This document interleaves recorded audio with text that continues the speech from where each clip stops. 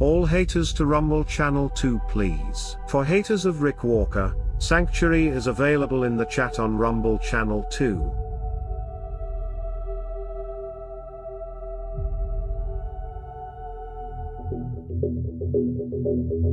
Greetings Mavericks and new viewers.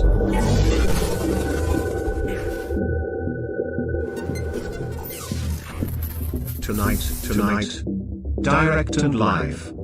From the Maverick News Network. World Studios. This is Maverick News with Rick Walker.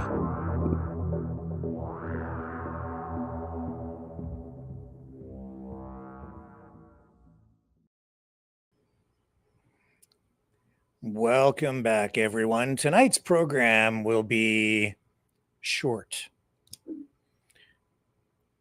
because tonight is an opportunity to reflect. I want to give you an opportunity to reflect. I need some time to reflect on what we're doing here with this channel, what kind of person I am.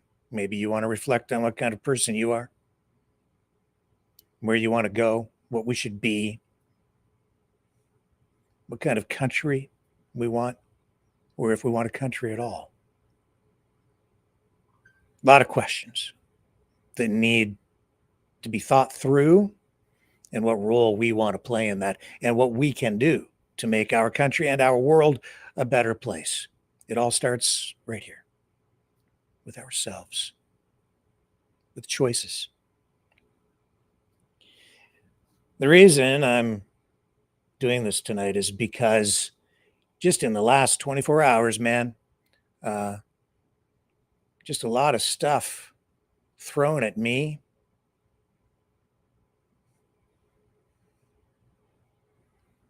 Stuff I'm going to share with you that you're already aware of, but maybe don't have real context. Because I think it just flies by so quickly that we don't take any time to really think things through. Bigotry, racism, anger, hatred. This whole channel has been an exercise for a long time now in free speech. An experiment of sorts because it's a new medium, social media, even artificial intelligence, all these things coming to bear. New political ideologies. It's a new era. Information warfare. Well, I have a bad taste in my mouth, if that's the right way to describe it, with the way things have gone, even in the last 2-3 weeks, as we've been directing all the haters to Channel 2, which is in itself humorous, but no, it's serious.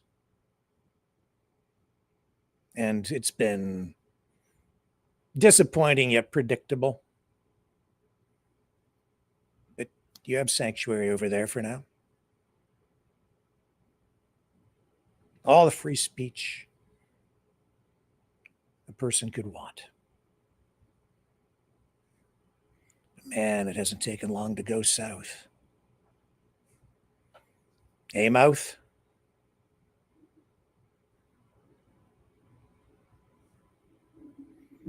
The other night, I called mouth out in a pretty serious way because of some things he said. I'm going to get to that.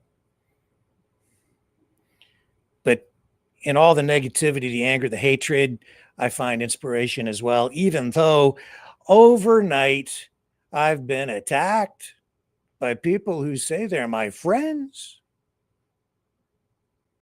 I'm told I'm not a journalist. I'm told that that the channel's dead.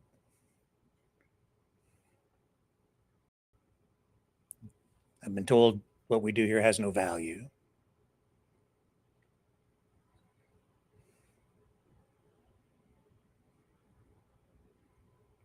Okay. And yet these same people who have been saying these things want access. They want me to run certain stories. They want me to say things. They want to control me so that I say what they want to say to get to you. Or some people, even in the last 24 hours, have actually asked me to just grab onto feeds and restream other programming, which I would have nothing to do with because they just want to get their message to you. It's like advertising that they don't have to pay for to deliver a political message. I looked and I'm not sure that there's value in it for you in that way. I'm not doing that tonight. Instead, we're going to reflect because people do want access to you. They want access to your minds because there's a war on for your minds. Isabel, love you. You sent me the t-shirt. Let's start there.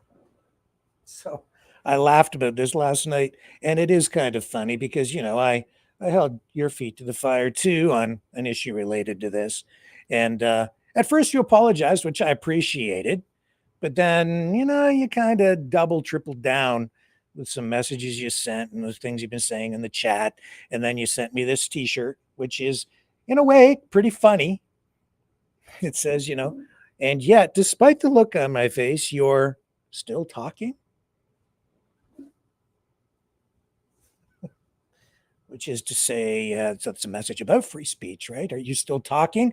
I don't like what you have to say, and yet you're still talking. Well, that's what my role is here, is to talk every night. And I appreciate what you have to say. And it is a funny shirt. I have to say that. But I said I was going to give it to my wife so she could wear it in front of me. But, the thing is, it's like she doesn't want it. She said, no, thank you. Because when I showed it to her and I said, I think it'll maybe even fit you. She said, no, I don't want to wear that because I value what you have to say. And that's like giving you the middle finger. So she's not going to wear it. I appreciated that very much. And I'll tell you, I value what she has to say too, because we sometimes engage in respectful exchanges of dialogue. Respectful. So I'm not sure what to do with the shirt. I'm not inclined to wear it. I'm going to keep it. It means something to me, and I appreciate you sending it. As you have these other things like the shadow box, the mug. Thank you. I appreciate that stuff. And I hope that that helps promote your business, where people can go and find you and buy those items from you. And we're refining our policies on promotions for people with businesses, by the way. But that's for another program. Tonight is more serious. But the shirt is what started my reflection. Then messages from people who have been trying to manipulate me or at least influence me or convince me to run certain kinds of content or certain stories. And some of the things I'm saying yes to, some things I say no to, but that's part of the process. But then I got attacked. Made me reflect more. And then I'm insulted and told that, the anger flows, and it's becoming apparent that some people are here not really to participate in a constructive way, but to really tear this thing down. And that has been going on for a long time too. You can see that over on YouTube where we've had to shut down the chats because it was damaging the channel, not helping it. People come on the Rumble channels and they just purposely hit the thumbs down every night and then leave because they want to hurt the channel because they're like digital brown shirts. That's been going on for a long time. They've had some of our channels destroyed and taken down. That's been going on for a long time. I'm sure we're not the only one. I'm not the only one that this is happening to. It's pretty widespread. It's a problem out there these days, but it makes me reflect, and I hope you will tonight as well. And this is really going someplace. And we're going to get to something that I think is fairly important. And also, I got a phone call this afternoon from someone who told me that our old friend, my friend, Laurie Spencer, was in the chat over on Rumble Channel 2 with the haters, which surprised me. I didn't know she had been in there, but I'm told she was. So I went and I did take a look, and I did find one thing that she posted about David Brinkley, the news guy. And I'm not sure that Laurie really belongs over there with the haters on Rumble Channel 2, but I haven't spoken to her in quite a while. And we kind of miss her around here. She was a regular contributor for quite a while. But she quoted David Brinkley, or paraphrased him, said that she said David Brinkley, for whatever was going on in the chat last night, she and I've heard her say this before, David Brinkley said that a journalist only has one job, and that's to just tell you what happened. But first, make sure that it happened. I'm paraphrasing. And I've heard her say that before, but I read that, and then I thought about the messages that I was receiving from people who were attacking me. One person in particular who says that I'm not a journalist. I used to be when I worked at CTV, I'm told, but I'm not anymore. And this is coming from somebody who has written a book, who sent me manuscripts, handwritten, offered me the privilege of transcribing these for this person so that I could then share it on this channel, because they also want access to your mind or minds. So I get to transcribe it, like type it all out, all, I don't know, 150 or 200 pages or however long it was. I did read it, but it's all handwritten. So, but I'm not a journalist. So that made me think of these two things together. And you know what? That's not the only job that a journalist has to do. I'm certainly not here to just capitulate or accommodate or just provide access for people. I'm not here just to set up a soapbox so people can speak.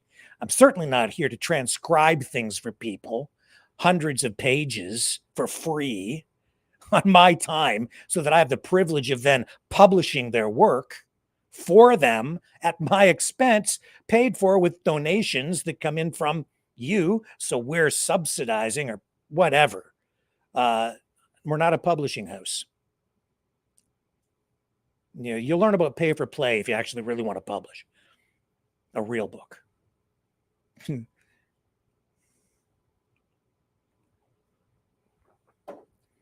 I'm talking about all this because this is journalism. This is new form journalism. This is interactive. You're part of it. You're citizen journalists. You're contributors in some cases. When you're in the chat, you have a voice. I give you all a voice, and you lift me up by sharing and collaborating, and it becomes interactive, and we facilitate dialogue here together. It's a new medium. This is journalism. That is what is going on here, regardless of whatever criticism has been directed at me over the last 24 hours by somebody who has their nose out of joint because I just wouldn't run a story that they wanted me to talk about that I wasn't comfortable talking about because it was a complex story and I just didn't have the depth of knowledge or the time to dig into it, nor did I think that it was a relevant thing enough to you to warrant the time. That aside, let me get back on track. Where are we going with this? The free speech thing. All the haters to Rumble Channel 2. Unrestricted free speech again. That's how we started quite a long time ago when we resurrected these news channels. I said, we'll try not to ban anyone in the chat. And we went for quite a while and things were okay. And then they started to go south when certain people started to open their mouth. And it wasn't just one person, it was quite a few. And then it was causing problems and it cost us, strikes on YouTube and all kinds of things. And people started to, as I started to try to temper that, then I would get blamed. And the whole free speech thing just really took a turn for the worst because I had to protect the channels from being taken down by YouTube because of the things going on in the chat, some of which, frankly, were probably illegal. Anyway, so here we are all this time later with a lot of freedom fighters and people who say they value freedom and free speech. And I don't think I'm just of the mind where it's like, I don't believe it anymore. No, the people over a lot of this, not all of them, not all you guys over on Rumble Channel 2, but some of you are there really just to cause problems. Hey, there's a word, mischief. There's something that keeps coming up even in court. Mischief is a pretty all-encompassing term, and it can be pretty destructive, or it can be minor. Yeah, it's a very broad term. In any event, I think there's some of that going on over there. And even some of the fighting that I'm seeing, I can see is fake. There's a lot of that going on too. And certainly a lot of recruiting going on. Yeah, which leaves me wondering what I'm doing here and forcing me to reflect on what's happening. So yeah, I did go after I received that phone call about Lori being in there. I'm sorry, Lori, that you had to be over there on channel 2. I don't know if you've been banned on one. I don't know about that, but whatever. I just don't know. I don't know why you're over there on channel 2. Maybe Lori hates me too. That's always possible. Haven't seen her or heard from her in quite a while. Anyway, long time friend and just making one comment in the chat, but then I looked at the rest and man, I saw this. And this makes me reflect, like, because this is my channel. You're in my house, right? You're in my newsroom. You're guests and contributors. It's ours, but it's mine because ultimately I'm in charge and responsible. Well, you keep going over there. You go ahead. There's Mouth of the South. And what are we looking? I mean, how long have we been going on at this now? Not very long. A week and a half, 2 weeks maybe, of free for all, total free speech, and you still have it. I haven't done anything over there. Nothing. I don't even look until today. I've glanced in from time to time. I don't pay a lot of attention. I'm just letting you guys do it. But look at the comments. Here's something to be proud of. Anti-gay comments. I see. Didn't take long for it to go south, Mouth. Maybe it's on purpose, right? Or how about this one? Oh, there's a comment about Jews. That's really nice. Mouth. Don't like Jews, don't like gays. Oh, somebody sticking up for Mouth there, I guess. I don't know. And there's another pejorative term down there at the bottom, 2 of them actually. Another racist term and another pejorative term aimed at somebody with a developmental disability. And, I'm not big into political correctness, but I am into, trying to stick up for people who sometimes can't stick up for themselves and calling them bullies. Oh, and then here, okay. So how long did it take for us to get here?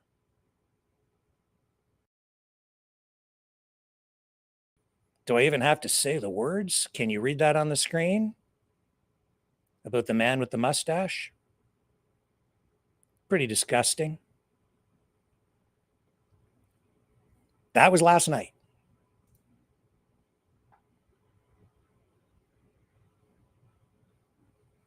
Makes me wonder, makes me reflect. What the hell is going on?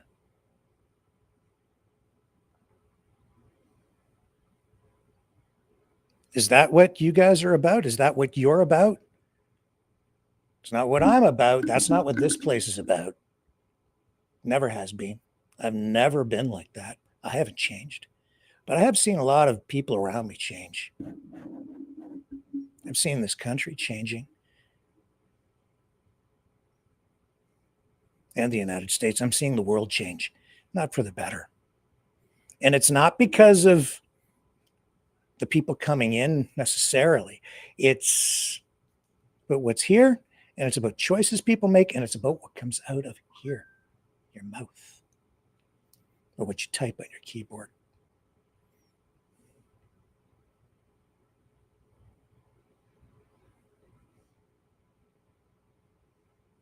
And so, yeah, what was it, 2-3 nights ago? I called out Leo, leader of the pack, over on Rumble Channel 2. Because I know Leo leads some people around by the nose to other chats I don't follow. I don't look, not my business. Do what you want elsewhere. But over here, I do from time to time pay attention. And Leo's the leader. He's a recruiter. He's there to accelerate. I know what's going on. He's there to get you upset because he wants the clicks and maybe other things too.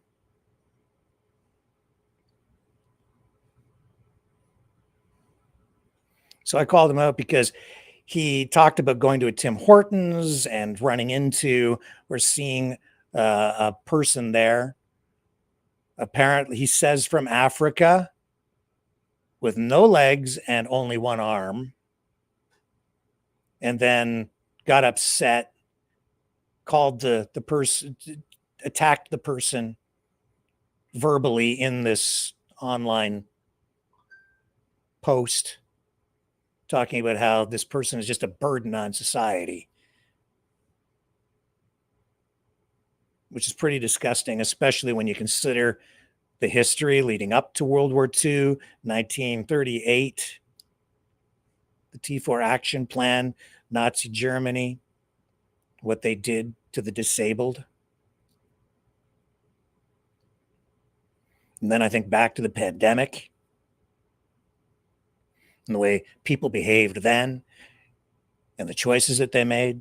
And some people got the thingy in the arm and I didn't, but other people did. And it was a choice, but a lot of people got afraid and they said, no, those people who didn't get the thing in the arm, they should be taken off to a camp. And there was all that going on. And I stood against that because my job as a journalist is not to simply tell people what happened and to make sure that it actually happened. My job as a journalist is also to put things into perspective and context. And yeah, when something is wrong, I call it out too, because that's my job, even though I'm told that it's not my job because I'm not a real journalist. So says the person who sent me the message overnight, who's also a regular person around here who has had ample access to this platform. And even though I'm told the channel is dead and I'm not a journalist and there's no credibility here, they still want access.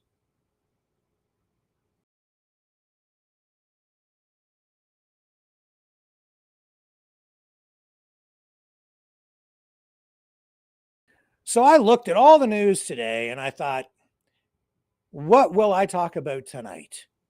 And I looked at the news and you know what? It came down to this. Nothing else mattered to me because of what is going on right here. Not that I want to make the news. That's not what my job is here. I'm not here to run into the middle of crowds and pretend to get assaulted, to get pretend arrested so that I can have pretend injuries or to get people to donate money and all of that crap. That's not what I'm getting at. This is a time for reflection because part of journalism is providing proper context, perspective, and making people think. And we need to tonight because of what's going on with this channel. Again, And because even though I call these things out, and even though sometimes people even apologize, they don't seem to mean it. It seems completely disingenuous most times.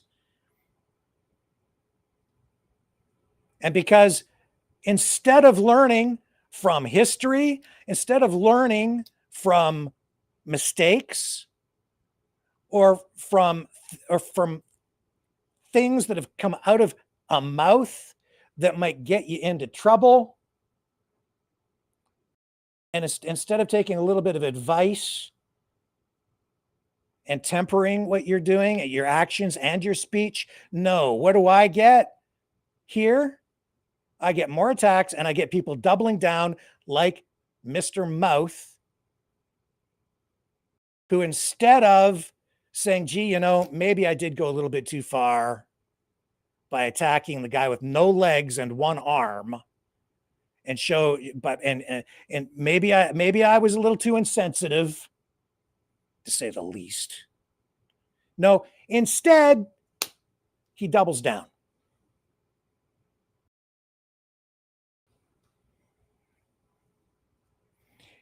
And yeah, he's over on his social media platform doing this, but he's making reference to me, making reference to what we do here. He's in the chat every night recruiting you because he wants you to think like he does.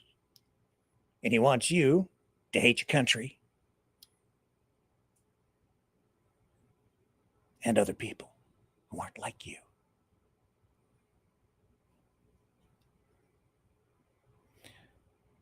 So he doubles down.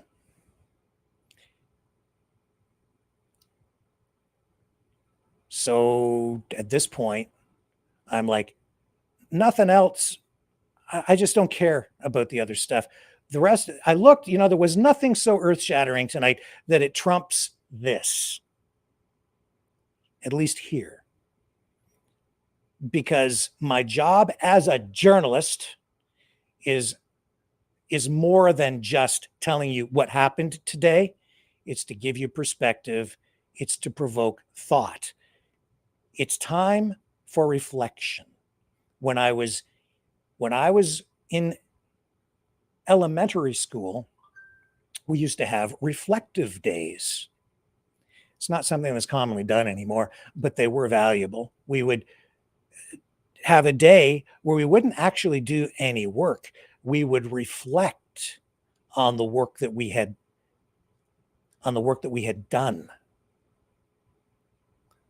to really consider it, to let it sink in, to really give it consideration so that it has deeper meaning. Some kids just wasted the time playing tiddlywinks or checkers or whatever. But no, it was valuable time. And I hope that you, all of you Mavericks out there tonight, just take a little time to reflect. I'm going to run this at the end of the program here. This, I think, I hope, gives us all a little bit more perspective, because around the same time that I'm talking about being in school and having reflective days, this was around the time when, and I was actually in high school, Terry Fox was running across the country. Marathon of Hope, 1980.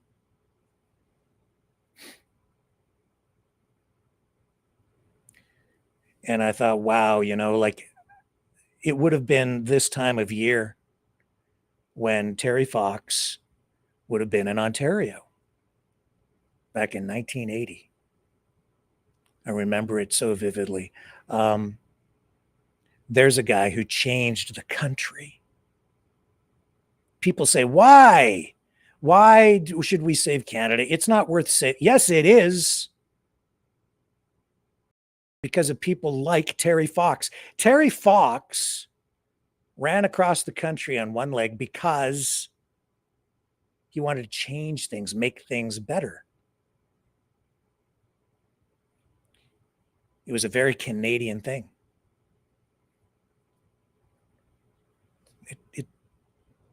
defined that year. One of the greatest Canadians of all time. He came to mind today as I listened to Leo double down.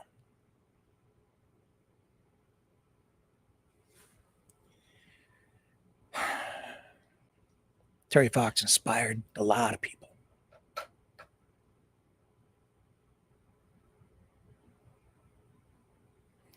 So tonight, I offer you this contrast. And I hope you take a little bit of time at the end of the program tonight, after you absorb this, to let it sink in.